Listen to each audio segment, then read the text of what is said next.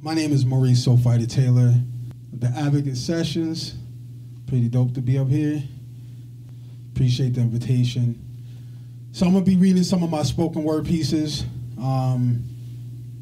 And I would like to invite you all to two of my spots. One is in Springfield, the second Saturday of the month at Poetic Recovery. It's at Make It Springfield, 168 Worthington Street. We start at 7 p.m. sharp, so be there on time. We're not waiting. Come down. You know what I'm saying? Get your shine on. And also the third Saturday of the month, but this month is happening this coming Saturday at Hope for Holyoke in Holyoke. That's 100 Suffolk Street. We're going to start at 7 o'clock p.m. sharp. If you want to read, come at 6:45 to sign up. And we will end promptly at 10 o'clock. So if you listen to the title, Poetic Recovery, and I'm just going to give you a little background of how I got into this. I've done a lot of grassroots organizing when I was 20 years old. Actually, my first performance was at 16 at Williams College. But when I got into recovery, there was no place to perform. People wasn't listening to like deep lyrics anymore. So I started doing a lot of spoken word. I was on the Hartford 2000 Poetry Slam team 18 years ago. Damn. And so, you know, I just realized, like, I want to be in a place to perform where there's no alcohol and drugs, right? I don't want to waste my life, you know what I'm saying? And not to saying that people who drink alcohol are losers and stuff like that, or losers at all, but there's just a temptation. And we don't know till it's too late that we're alcoholics or drug addicts, you know what I mean? So I wanted to create a space where people can intellectually connect and build communities. And so that's what I do. And in honor of Women's History Month, I wrote this about 8 years ago. It's called The Sobering Truth. And so I got words from the audience. I can't remember exactly what the words were, but out of those words, this poem came, and it was a freestyle. And it goes like this. The sobering truth. Painful tragedies, shallow graves smother fetus. Nightmarish behaviors invaded the mother's peaceful night by loathsome asses, whose minds were pregnant with disdain, only content when women seemed too weak to kick back. Many retaliatory punches were met with wrists tied up, blouses ripped exposing her back. They cried tears of blood from whips rolled with aggressive thrusts that ripped flesh from bodies, while her children grabbed her legs and cried, "Daddy, stop!" Like many times, Daddy never listened. Her crime was reading, exercising her right to be efficacious. She did not weep. She stood there unabashed and looked her daughter in the eye and said, "We must not cry." Equality and freedom was not what she was fighting for. That was for educated folks. She was doing something. She was becoming more. She knew it was what she was supposed to do. No titles, no rules. Just what her soul beckoned her to do. Become more. Her daughter's heart was nurtured by her mom's desire, persistence, which became her compassion. Her dream would make her more than just a Califian dame. She would be Seguin, her mother proud. Her actions would be that of a pathfinder that would eventually lead to find roads that would carry women that were raped, beaten, ignored, just laughed at. Awesome this moment would be. Then grow to monumental proportions that will embrace all those that seek and willing to impress upon the world that every soul seeking to be more will be protected by a new egalitarian society. Thank you.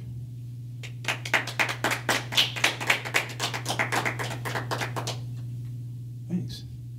Now, this one right here is called The Great Find. I stumbled upon the great tree of life, standing there, her legs spread,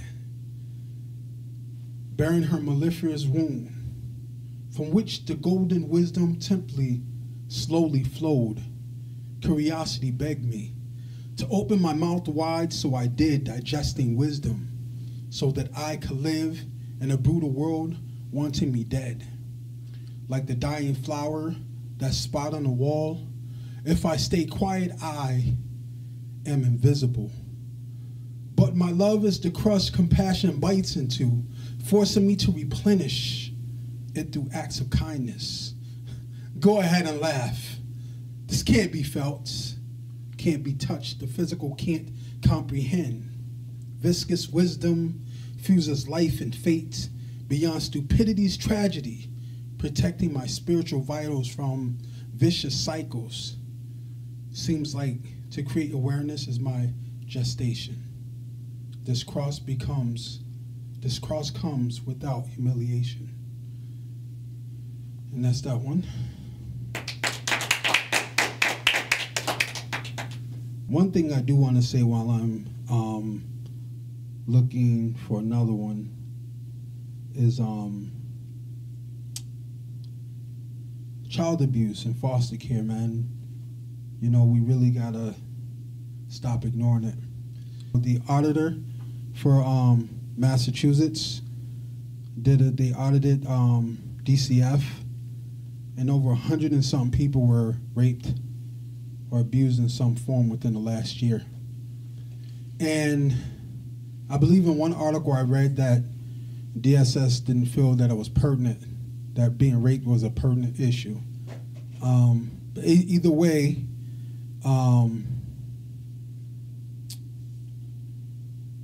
we as people that live in our communities, we need to hold DSS accountable, or DYS, whatever it's called in your area.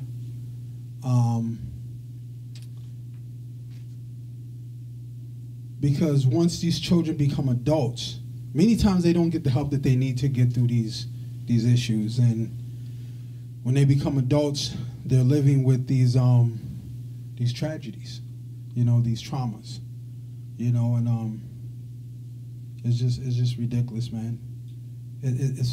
Matter of fact, I mean, many times these children are taken from homes which the families are impoverished and they can't defend themselves, and they're taken for really stupid reasons, right? And then they're put in these foster homes, and then they're raped and they're molested and they're beaten and they're tortured, or within these systems, and there's no support, you know? And so I have a poem, and I'm looking it up right now, about that. It's called Monsters Beware. And I want to read this because people feel powerless to do anything, but we're not powerless if we work together. If we look at it as individuals, we're taking on as individuals, and yes, we're powerless. But as people, we're not powerless. And this is coming from someone who grew up my whole life in foster care through 9 different foster homes, who've been raped and molested and stuff. And that's why I read poetry as a healing mechanism, you know. And I offered open mics for other people who need healing. So, you know, it's a way for us to connect, you know. So look outside your window and look at all these children that are running around, you know, and ask yourself, you know, are they in foster care, and what's going on behind those doors, or what home they're in. We have to protect each other, you know. Monsters beware. This ever-winding sadness faded into madness, like a stream creeping into a river. Am I the acceptor or giver? From victim to volunteer of pain, consuming agents to escape this game. Alcohol, weed blurred my fate, increased my rage, and covered a voided state. They came, they watched as I just sat there, fading into a world of nowhere. Smiling, cracking up with engineered laughter, too scared to face now, too scared to cross over to the hereafter. So I hid in the smoke scream of escape. Everything I did left my life raped of any intelligence I could have had. Moments with myself, mom, dad. The distance left me crying inside. That snowballed into rage, leaving me into a spiritual fetus position, praying for better days. As DSS took advantage of powerlessness, set me up to die, to fall. Who set up all this? I ask, I wonder who loved them. How did they deal with their problems? And if their family was their foundation, why did the social worker take mine? Leading me to humiliation and cycles of insanity. I was just a child. Walking through DSS, all of them would smile. Knowing my chances, they didn't give me the rules. At the end of the game, I'd be fatally hip and fatally cool. They thought I'd be dead and just another statistic. Instead, I'm clear-minded now, ready to rip this. I'm powerless, but together we're not. I'm gonna help organize all the foster children America's got. And together we'll hold accountable this bureaucratic slave ship where if you don't go along, they dump you under mounds of files on the forgotten strip. Monsters beware. And you wanna... Activism is hard, man. You know, it's not a poor man's game. You know what I mean? I gave up activism like about 4 years ago, realizing that in this area, when we look at like all the racism and stuff that's going on in this country, in this area and throughout the country, it's easy to talk about racism as something that's on the wall. But when you start talking and pointing to individuals about their racism or their issues, they get mad at you. You know, it's like, what? You're talking about me? Like, yeah. And here's the thing, like, people think racism is bigotry, and it's not. Racism and bigotry is two different things. Racism is a systematic way of behaving, you know what I'm saying? And, you know, I guess, you know, there could be individual racism, you know what I mean? But bigotry is where you get to the name calling, where you want to fight someone. You know, people stop at, well, you know, racism is like when you're a certain race and you think you're better than someone. Well, that's not just it. That's like a small part of the definition. You can take it out of the full definition, but it's not just that. It goes beyond that, right? Like race prejudice plus power, right? So if you are of a particular race that doesn't have any systematic power, you can't be racism because you don't have any ability to take anything away from anyone. You know what I'm saying? Take their homes or their jobs, keep them from getting a home, keep them from getting a job. You know what I'm saying? And so I went through a certain period of time where people in this area didn't understand that, even though they were activists. And so I was like, I don't want to be an activist no more. I give up. And I just do it my own way. So I call myself a grassroots cultural activist, if that makes sense to anybody. So this is called The Activist. I drop lines like T-Mobile, that's why I'm global. My flow's like Chernobyl, toxic. I'm not noble. Born in poverty, the rich robbing me before I could speak. Now I vlog and tweak. To make people think, do we divide or link? Like a chain that spin wheels so we can move and win.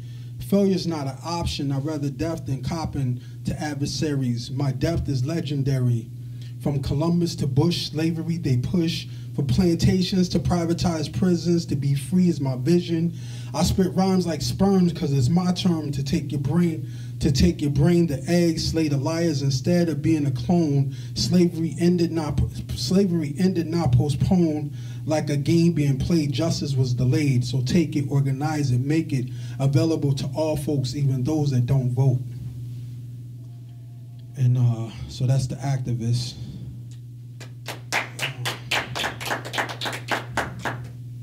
And this one's called The Evolution. This has to be the shortest poem I ever wrote. The Evolution. It's not the color of man, but the heart of man that must free the brother man, which is all of us, man. The Evolution.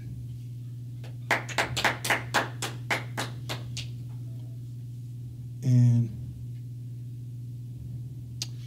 yo, Chris, come on, man. We're gonna do a freestyle. I met Chris, how long ago I met you?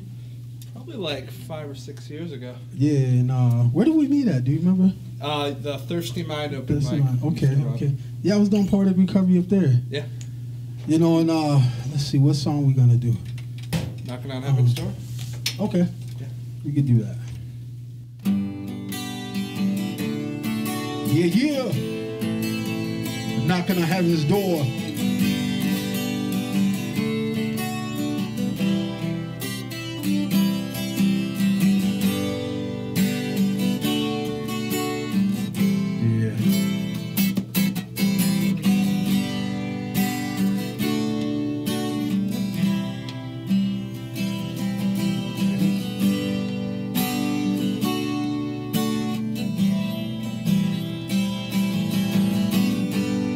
and every day we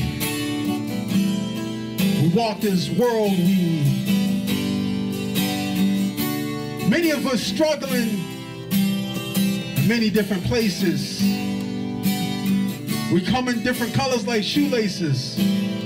Some skinny, some fat, some long, some shorter, but in the end, if we look together, we're stronger together.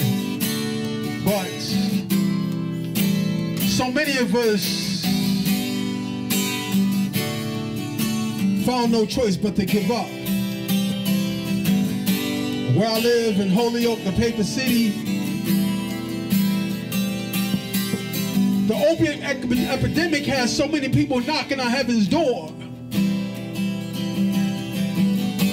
After Vietnam, after World War II, many black people on heroin pointed to just called criminals, laying on the street, knocking on heaven's door.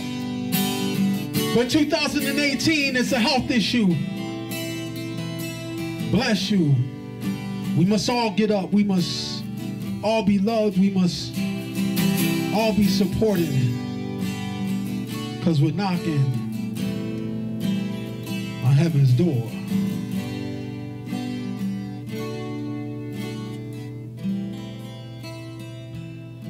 I remember walking in the park. She sat there on the bench. She was crying, her tears streaming down her eyes. I was caught by surprise. She looked up and caught my eyes, and I asked her what was the matter. She said her dad just died. Beside his body was his gun. Mother never buried him in the ground. I found in her this will to keep moving, but not knowing how to navigate these spaces, these places. And I remembered what it felt like being alone. I asked her who can she call. I gave her my phone, and she called someone in her family, and they came to pick her up. But I wanted to spiritually pick her up, and I told her my story, and I let her know that everything was going to be okay. She just had to keep moving. She just had to keep doing something. I gave her the only pen that I had, and I told her to find paper and to write. Because our sight becomes clear when we dump this mess, this pus, when we let it out, when we ooze it all over the ground.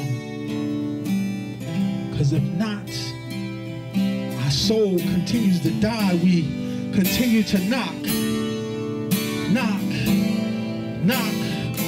on heaven's door. Knocking on heaven's door. Knock.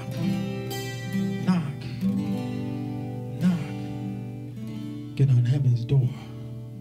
Thank you.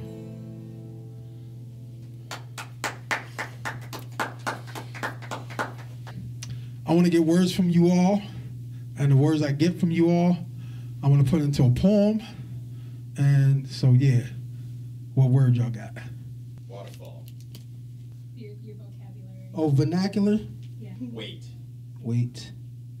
Like, his weight was just astronomical, or like, you have to wait until I get ready. Whichever way you feel. Okay. Fly. I feel like a fly on the wall, wanting to fly like the greatest American hero, bumping into walls. And Passage. Machine. Genius. You have to be an evil genius to find the passions through this crazy machine that has us going around and around. No, it's not.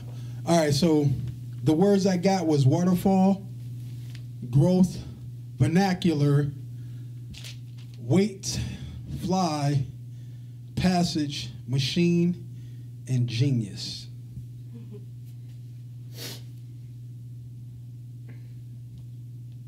Wow, it's crazy because like I'm like looking at 5 different paths, and sometimes I get words and I'm like, I don't know where the hell I'm gonna go with this.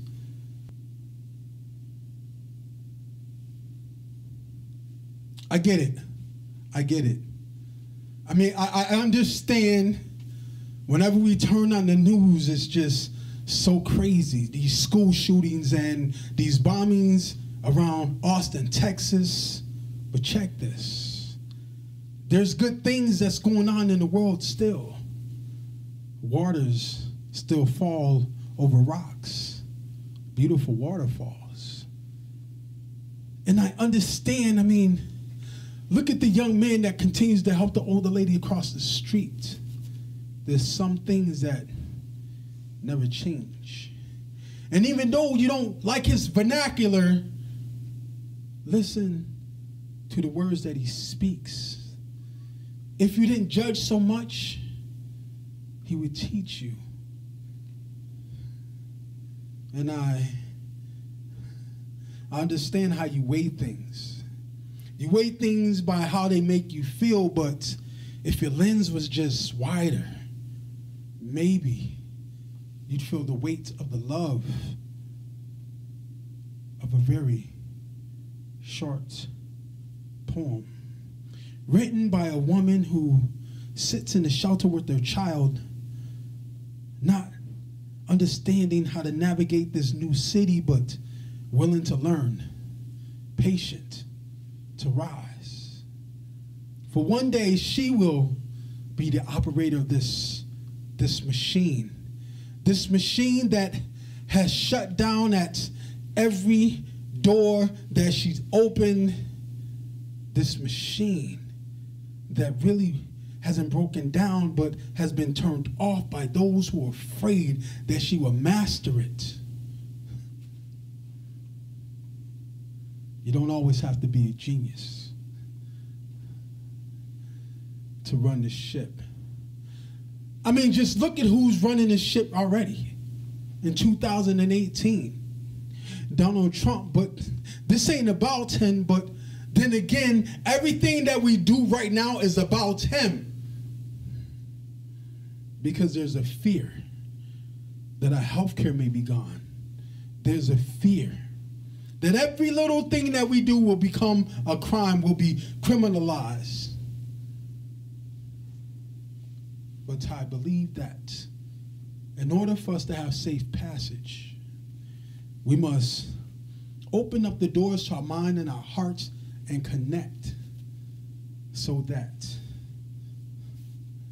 when the time comes, we can prove to each other that this society has grown enough. We can be the testimony to its growth. That this ugliness that once shadowed this nation is gone. But that can only happen through our actions. That can only happen through our acceptance. And it can only happen through our culture. It can only happen if we open up the doors to our minds and to our hearts. Because I'd rather we fly together than individually be flies on a wall, soaking in all the stories and just wondering and wishing if we took action, things would be different. I guess that's a good way to end it, right?